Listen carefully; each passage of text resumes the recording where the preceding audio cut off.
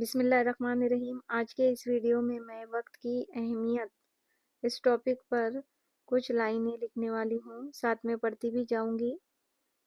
मैं जिस पेन से लिख रही हूँ वो कट मार्कर है, इसका नाम जिक कैलीग्राफी पेन है। वक्त गहरे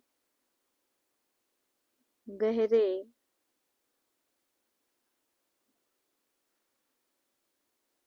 समंदर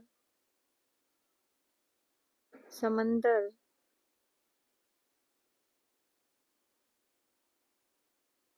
में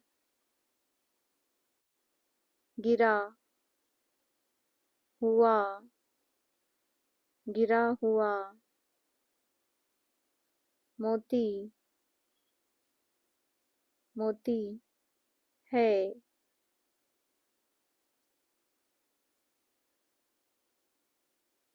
जिसका दोबारा जिसका दोबारा मिलना मिलना नामुमकिन नामुमकिन है। वक्त गहरे समंदर में गिरा हुआ मोती है जिसका दोबारा मिलना नामुमकिन है। Thank you.